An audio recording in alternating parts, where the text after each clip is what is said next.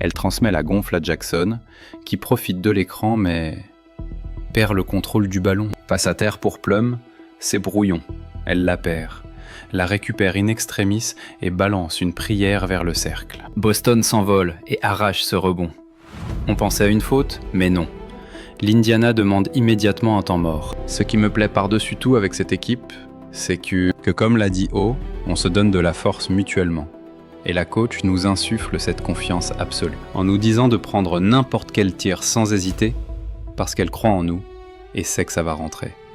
Et franchement, j'ai l'impression que c'est ce qui nous a porté sur la durée. Parce que peu importe qui rentre sur le terrain ou qui prend les responsabilités, on est juste super contentes les unes pour les autres. La déclat d'Aliyah Boston après le match a mis le feu à toute la fanbase du Fever. Mais elle ne s'est pas contentée de parler, elle a joint le geste à la parole. Alors que l'Indiana est décimée par les blessures, elle a claqué 22 points, 11 rebonds et un record personnel de 6 interceptions. Le tout couronné par l'action défensive qui a scellé le match. Mais quel était le sens caché de ses propos ? C'est ce qu'on va décortiquer. Car sa petite phrase d'après-match pourrait bien être la clé pour piger comment le Fever a décroché sa victoire la plus cruciale de l'année. Malgré l'infirmerie pleine à craquer et une dynamique chancelante, Héroïne inattendue a allumé l'étincelle qui a fini par éteindre les espoirs de Los Angeles. Analysons ensemble comment ce succès a totalement bouleversé la saison de l'Indiana. Si vous êtes à fond derrière l'équipe, balancez grosse victoire Fever en commentaire. C'est parti. Allez le Fever, on lâche rien. Comment espérer gagner quand la moitié de l'effectif est en tenue de ville sur le... C'était la grosse interrogation qui planait au-dessus de l'Indiana en débarquant à Los Angeles. Caitlin Clark sur la touche, Sophie Cunningham out, sans oublier Sydney Colson et Harry McDonald indisponibles. 4 arrières, 4 créatrices de jeu, 4 voix leaders absentes de la rotation. Pour n'importe quelle autre équipe, ce serait synonyme d'arrêt de mort dans un match aux allures de play-off. Mais pour le Fever, abandonner n'était même pas une option envisageable. Elles sont arrivées avec pour seules armes leur hargne, et une foi inébranlable en celle qui restait debout, prouvant la résilience naturelle de ce groupe. Je pense qu'il y a un autre aspect qui passe parfois inaperçu, c'est tout simplement le caractère de ces femmes, tu vois. Surtout ce noyau dur qui est là depuis le début, qui a traversé toutes ces épreuves, et puis celles qu'on a intégrées, comme O, Chey et AP. Je veux dire, ce sont des femmes qui ont la rage de vaincre, des femmes qui prennent soin les unes des autres, des femmes qui font des sacrifices au quotidien. Mais ce n'était pas seulement une histoire de noms couchés sur la liste des blessés. On ne parle pas d'un match de saison régulière lambda au mois d'août. Les Sparks n'étaient pas juste un adversaire comme un autre. Elles avaient battu l'Indiana à chaque confrontation cette année. 3 duels, 3 défaites, chacune plus frustrante que la précédente. Et le classement rendait la situation encore plus critique. Le Fever pointait à la 6e place, s'accrochant à son spot en play-off, tandis que Los Angeles rôdait juste derrière, à 2 petits matchs, en 9e position. Cet écart pouvait fondre comme neige au soleil en un rien de temps. Avec 4 revers sur les 5 dernières sorties, le doute s'était immiscé dans toutes les discussions autour de l'équipe. Est-ce qu'elles étaient en train de s'effondrer ? Au pire moment possible. Steph a dit, tu sais, qu'à chaque fois qu'elle te voit avec tes 2 yeux au beurre noir, elle sourit un peu, parce que ça illustre parfaitement ta dureté au mal. Est-ce que tu te sens plus guerrière dans ce genre de situation, avec ce visage marqué par les coups ? C'est ce que tout le monde me répète en boucle. Dès qu'elle me croise, elle me sourit et me lâche un « Je suis tellement désolé ». Moi je suis là en mode « Mais t'as pas à t'excuser vraiment, c'est le jeu, c'est comme ça ». Et quand je suis sur le terrain, genre je zappe complètement le truc jusqu'à ce que je passe devant un miroir. Et là je me dis, ah purée, ils sont toujours là. Donc ouais, j'y pense pas trop parce que je les sens pas spécialement en permanence. Ouais. Et niveau vision, tu vois toujours parfaitement clair. Rien n'a changé de ce côté-là. Allez, parfait. Visualisez l'obstacle. Une équipe qui semble friable, vue de l'extérieur. Plus que 5 matchs dans la saison, et l'obligation de faire bloc avec des compositions d'équipe bricolées. Il n'était plus question de trouver le rythme parfait. Il s'agissait de survivre à chaque possession. Cette mentalité de guerrière est devenue leur marque de fabrique. Celles qui grattaient des minutes devaient en faire bien plus que leur rôle habituel. Quiconque foulait le parquet devait porter un poids bien supérieur à sa simple ligne de stats. Au départ, je me disais juste...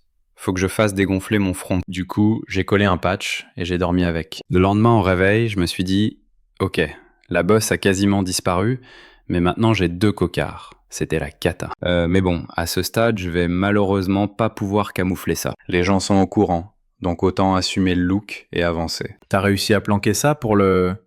La maquilleuse a fait un boulot vraiment dingue, et ceux qui m'avaient jamais vu avant étaient là. « Oh, on voit absolument rien !» J'ai répondu « Ok, tant mieux, on prend. » Mais j'espère quand même qu'ils feront quelques retouches au montage. Et là, vous avez vu Lexi Hull. Elle ne se contentait pas de jouer. Elle partait au combat, le visage tuméfié après son choc avec Gabby Williams au match précédent. 2 yeux au beurre noir, et elle fonçait quand même sur les défenseurs, se jetait sur les balles qui traînaient, traversait les écrans. Hull incarnait exactement la rage dont le Fever avait besoin ce soir-là. Répondre présent, même quand ça fait mal. Sa seule présence était un message. Si elle pouvait se battre dans cet état, alors toutes celles qui portaient le rouge de l'Indiana le pouvaient aussi. J'imagine que mardi, tu as passé des examens pour commotion ou fracture du visage. À quel point c'était un soulagement de savoir que t'avais ni commotion, ni fracture faciale. Ouais. Franchement, sur le coup, j'étais soulagé. Parce que je sentais que j'étais apte à y retourner. Genre, je me sentais totalement lucide.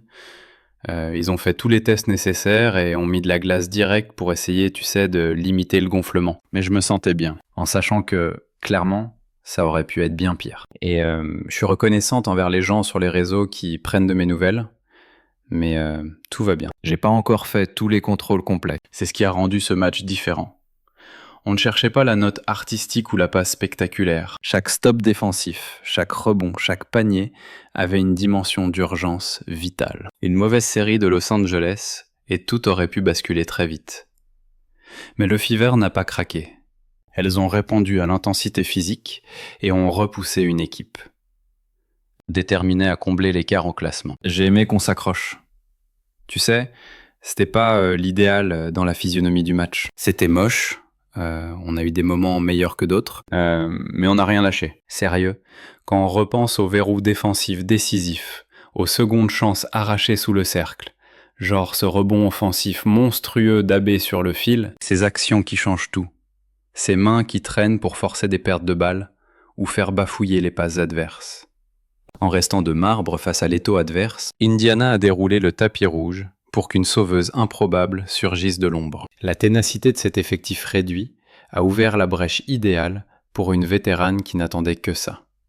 Braquer tous les projecteurs sur elle. Imaginez un instant. Et si l'élément surprise devenait l'arme fatale dont tout le monde avait désespérément besoin? C'est précisément le scénario qui s'est écrit pour le Fever, quand Odyssey Sims a foulé le parquet de Los Angeles.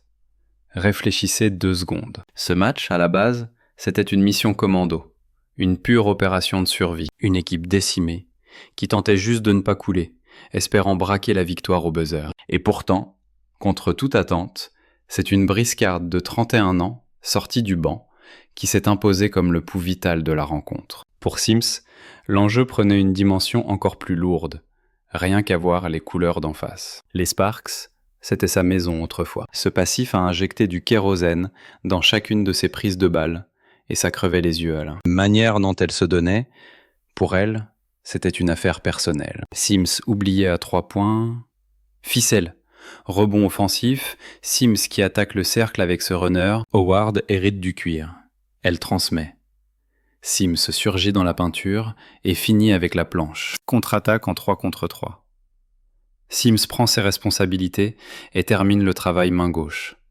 Du grand Sims, tout simplement. Arrivé là dans son parcours pro, personne, ou presque, ne mise un copec sur une arrière remplaçante pour porter toute l'attaque sur ses épaules. Sur les fiches de scouting, son nom n'est pas surligné en rouge, comme ceux d'Alia Boston ou de Caitlin Clark. Mais quand ta gâchette numéro 1, Kelsey Mitchell, est en panne sèche avec un maigre 5 sur 14 au tir, c'est là que l'édifice menace habituellement de s'effondrer. Au contraire, Sims s'est métamorphosée en solution miracle.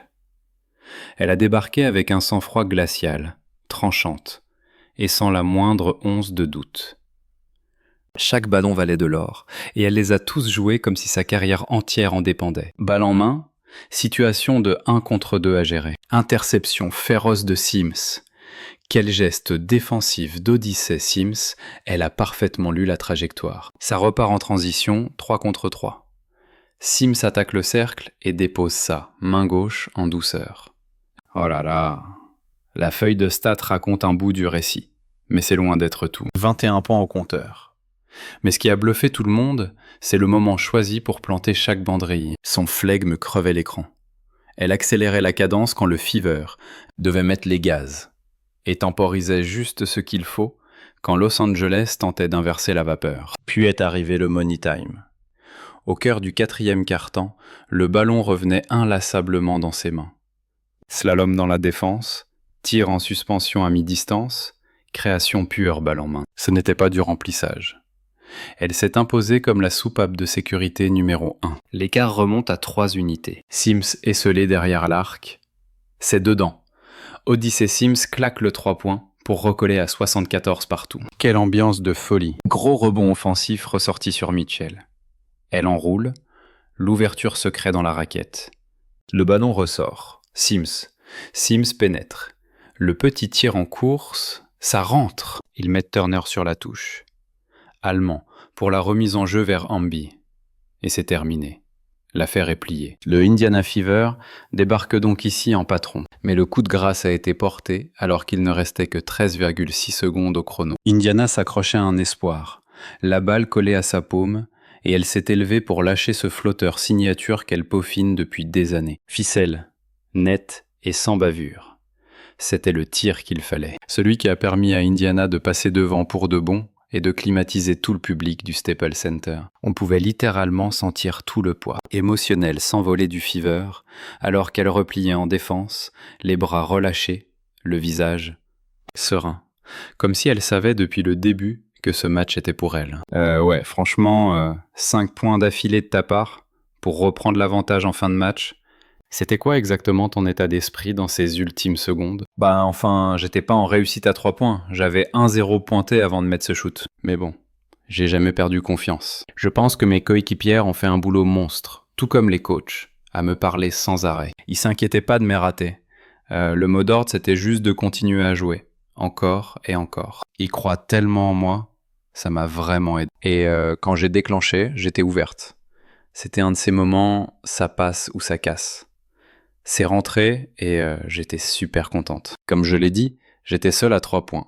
Mais l'important, c'est qu'on repart avec la victoire. Donc ça fait un bien fou. Plus tard, face au micro, Sims a simplement lâché sa devise. Si tu restes prête, t'as pas besoin de te préparer. Cette phrase résumait parfaitement la soirée d'Indiana. Pas d'excuses, pas de panique, juste être prêt à affronter l'imprévu. Grâce à Odyssey Sims, le Fever ne repart pas seulement avec la gagne. Elles repartent avec la preuve que la résilience, c'est pas juste du blabla. Si on regarde juste les quelques dernières années, les hauts et les bas, être dans la ligue, en sortir, les galères, les contrats, se faire couper, tout ça n'a vraiment aucune importance. Je pense que je suis là. Définition vivante de « on reste prêt », comme ça pas besoin de se préparer. Je pense que chaque opportunité qu'on m'a donnée, je la saisis à pleinement. C'est le genre d'occasion que tu peux pas laisser passer. On sait jamais de quoi demain sera fait. Tu sais jamais, un jour t'es dans l'équipe, le lendemain t'es plus là. Donc, juste pouvoir entrer en jeu et rester prête, c'est l'essentiel. Transmettre mon énergie à mes coéquipières et rester positive. Comme je l'ai dit, je suis avec un super groupe. Et aussi forte qu'elle a été, elle n'était pas seule. À ses côtés se tenait le pilier de l'identité du Fever, Aliyah, Boston, qui a non seulement dominé, mais a envoyé un message qui fait encore parler les fans. Les Sparks ont entamé le match sur un 7-0. Voilà Mitchell qui remet direct sur Boston. Elle rate le premier, mais suit bien son action. Cameron Brink et Ray Barrell vont faire leur entrée au prochain arrêt de jeu. Il y a un coup de sifflet pour Los Angeles. Voilà Turner dans le trafic. Et elle la met avec la planche. Magnifique passe pour Boston. 7 secondes sur l'horloge. Mitchell prend le virage. Arrêt simultané dans la raquette, perd la balle. Brink la jette droit sur Boston. Lay-up, facile. Tout le match, les actions d'Aliyah Boston ont mené à une question finale. Qu'est-ce qu'elle voulait dire exactement avec ce message teasé après le buzzer? Parce que si vous l'avez observé de près, on aurait dit qu'elle répondait déjà par son jeu. Elle n'a pas juste noirci la feuille de match. Elle a imprimé sa marque sur chaque aspect de la rencontre. 22 points pour alimenter l'attaque, 11 rebonds en jouant des coudes contre le secteur intérieur des Sparks, 4 passes décisives pour fluidifier le jeu, et surtout 6 interceptions, son record en carrière. Une telle combinaison, C'est pas tous les jours qu'on voit ça, d'une seule joueuse en une soirée. Mais Boston a dominé les deux côtés du terrain sans jamais scier.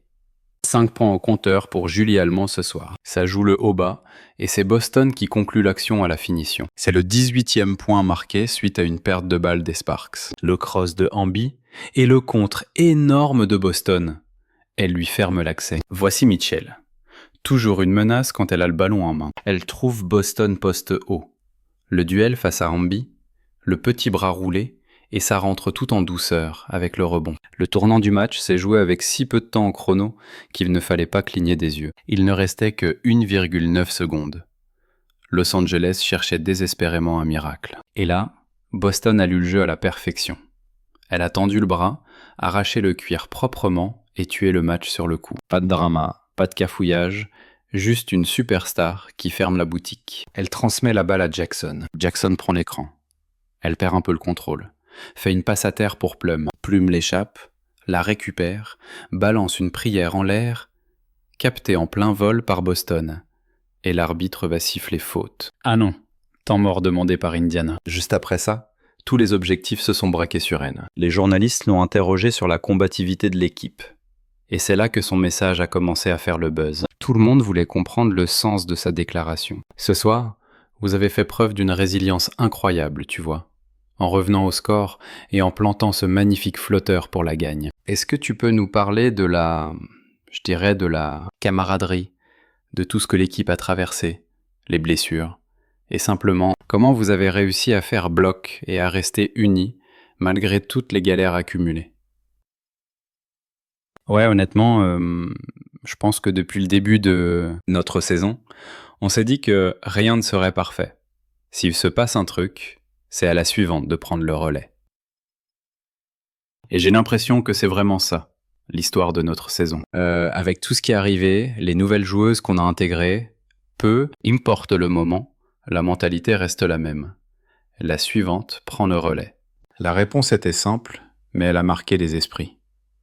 Boston a salué l'approche du Fever, toujours prête à assurer la relève. L'idée que si une joueuse tombe, les autres redoublent d'efforts pour compenser. Et ce n'est pas juste une phrase en l'air. Elle venait de le prouver elle-même, en portant l'équipe à bout de bras, tout en faisant confiance à ses coéquipières dans les moments chauds. Mais au-delà d'elle, ce match était la preuve vivante de cette culture. On a un effectif dense et beaucoup de joueuses chez nous pourraient être titulaires, mais ne le sont pas. C'est la preuve de la richesse de notre banc, c'est sûr. Mais parfois, tout le monde veut jouer, pas vrai? Et je pense que l'altruisme de ce groupe est vraiment inestimable, et c'est pour ça qu'on arrive à se retrouver dans des positions pareilles. Prenez Lexi Hull, par exemple. Le visage marqué, des cocards aux yeux après le choc du dernier match. Pourtant, elle a traversé les écrans, plongé sur les ballons qui traînaient et continué à défendre avec la même hargne. Regardez ensuite Aerial Powers, qui allume la mèche en attaque et apporte cette énergie en sortant du banc, comme si rien ne pouvait l'arrêter. Mettez tous ces moments bout à bout et vous voyez les paroles de Boston prendre vie en direct. Son leadership, c'est le ciment qui tient Indiana debout. Les points et les interceptions brillent sur la feuille de stats, mais son impact va bien plus loin. Quand elle répète « à la suivante de prendre le relais », ça envoie un « voici le message ». Aucune blessure, aucun coup dur, aucune série noire ne définit cet effectif. C'est cette confiance absolue que chaque joueuse sur le parquet mérite sa place et peut finir le boulot. Sims, elle ressort la balle. Lexi Hull pour 3 points, c'est dedans. Un panier crucial de Lexi Hull. Et cette identité, ça va bien plus loin que des simples discours de motivation dans le vestiaire. La victoire à Los Angeles a verrouillé la 6e place d'Indiana pour le moment. Ça leur offre un matelas de sécurité sur Seattle tout en repoussant les Sparks. Une qualification en play-off semble soudain beaucoup plus concrète. Pas par chance ou grâce à un tir miraculeux, mais grâce à une équipe complète, qui adhère totalement à l'état d'esprit décrit par Boston. Sur la transition, on cherche Howard au poste bas, elle attaque son vis-à-vis. Oh, quel spin move mon vieux! Mode essorage activé, elle a tout effacé sur cette action, Natasha Howard. Mais à partir de là, l'attention se déplace à nouveau. Tout le monde a vu le leadership de Boston. Maintenant, la plus grande question en suspens concerne la star qui n'est pas encore revenue. Le nom que les fans ne peuvent s'arrêter de scander, Caitlin Clark. Mais il y a un nom absent de la feuille de match ce soir qui est sur toutes les lèvres. Quand est-ce que Caitlin Clark va enfin faire son retour? Elle est sur la touche depuis des semaines avec cette blessure à l'aine, manquant 17 matchs consécutifs. Et pourtant, il y a enfin une lueur d'espoir. Pour la première fois depuis une éternité, on la revoit en tenue d'entraînement. Elle participe aux séances de tir, s'échauffe avant le match et bouge avec le groupe. Ce n'est pas encore l'intensité d'un match complet, mais c'est ce qui ressemble le plus à la Caitlin qu'on connaît depuis sa blessure. 1. Le timing ne pourrait pas être plus intrigant. Il ne reste que 5 matchs à Indiana dans le calendrier de la saison régulière. Chacun d'eux compte, car le positionnement pour les playoffs ne tient qu'à un fil. En ce moment, elles sont 6e, avec juste un demi-match d'avance sur Seattle. Et personne n'est tranquille dans ce vestiaire. Lâcher une seule rencontre pourrait signifier une chute libre au classement. Mais le revers de la médaille, c'est l'opportunité. Si Clark peut revenir, elle pourrait changer la donne en un instant. Imaginez le truc. Clark enchaîne les exercices de tir. Elle dégaine à 3 points, lance les systèmes, encaisse les contacts lors des petits matchs d'entraînement pendant que les coachs observent à quelques mètres, surveillant le moindre geste, en espérant qu'il n'y ait pas de rechute. Les atmosphères dans la salle changent complètement quand elle est là. Les coéquipières jettent un coup d'œil, les fans commencent à s'agiter et on sent le poids de l'enjeu. C'est un optimisme prudent, car tout le monde sait que la précipiter pourrait mettre fin à sa saison définitivement. C'est cet équilibre délicat que le staff d'Indiana doit gérer en ce moment. Vous savez, c'était pas l'idéal. En termes de qualité de jeu, c'était moche. On a eu des moments où on était meilleur que d'autres, mais on s'est accroché. Je veux dire, quand on pense aux stops défensifs clés, aux rebonds offensifs cruciaux comme celui d'Abbé à la fin, vous savez, faire les actions décisives, des mains qui traînent, qui mènent à des interceptions ou qui provoquent des passes mal assurées. Juste ce sentiment d'urgence avec lequel on a joué dans ces dernières minutes, à travers des moments un peu flous, d'accord ? À travers ces moments où ce n'était pas parfait. Et vous savez, c'était un vrai test de caractère. Et notre équipe a relevé le défi. Merci. Et pourtant, regardez ce que cette équipe vient d'accomplir ce soir. Elles ont réussi un véritable braquage contre leur bête noire de la saison. Et tout ça sans leur superstar. C'est déjà un exploit monumental en soi. Maintenant, visualisez un peu les dégâts quand elle foulera de nouveau le parquet. Avant que cette blessure ne la stoppe, Clark tournait à 19 points et 8 passes décisives par match. Mais son impact allait bien au-delà du simple rôle de scoreuse. Elle dictait le tempo, créait des boulevards pour Boston et offrait des tirs ouverts sur un plateau à des gâchettes comme Kelsey Mitchell. Des stats pareils, ça ne s'invente pas.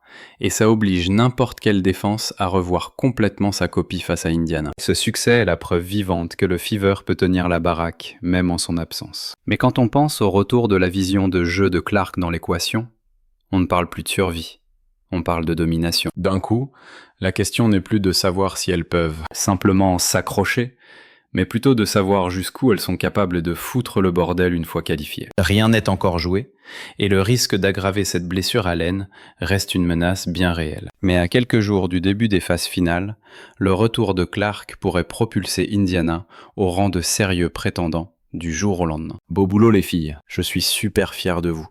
C'était pas beau à voir, c'était une victoire au forceps, un vrai combat de tranchées. Écoutez un peu, on sait qu'on n'a pas sorti notre meilleur basket. Mais dans les moments chauds, quand il fallait un stop, ou mettre ce panier décisif qui ne s'apprend pas dans les livres, vous l'avez fait. Vous êtes allé le chercher. Donc, il faut continuer à marier cette énergie, cet effort, avec une exécution propre. C'est ça, notre parcours. Mais celle-là, elle a été dure à aller chercher. Je suis fier de ce groupe. Excellent travail. Ensemble. 1, 2, 3. C'est pour ça que le triomphe de ce soir pèse bien plus lourd que ce qu'indique la simple feuille de match. Parce que maintenant, avec tous les voyants qui virent au vert pour son retour, on a l'impression que la saison vient tout juste de démarrer. Et c'est là qu'on comprend que battre les Sparks, c'était pas juste une histoire de survie. C'était une manière de préparer le terrain pour quelque chose de bien plus grandiose à l'horizon. Ce n'était pas qu'un simple succès pour l'Indiana. C'était la preuve irréfutable qu'elles savent se battre, résister et briller. Même quand leur étoile est sur la touche. Chaque possession transpirait la hargne. Chaque effort supplémentaire rappelait aux fans que cette équipe ne plie pas quand la pression monte. Avec Caitlin Clark qui se rapproche d'un rétablissement complet, Le Fever ressemble de moins en moins à des survivantes et de plus en plus à un escadron qui apprend à plier les matchs dans l'adversité. Une telle progression, ça n'a pas de prix. Pour les fans du Fever, l'espoir est plus vif que jamais, avec un avenir encore plus radieux pour 2025. Une équipe qui gagne avec autant de résilience ne fait que commencer son ascension. Si vous êtes chaud pour la suite, commentez grosse victoire Fever. Lâchez un like, abonnez-vous et activez toutes les notifs pour ne rien rater. Cliquez sur la vidéo qui s'affiche à l'écran et on se retrouve dans la prochaine.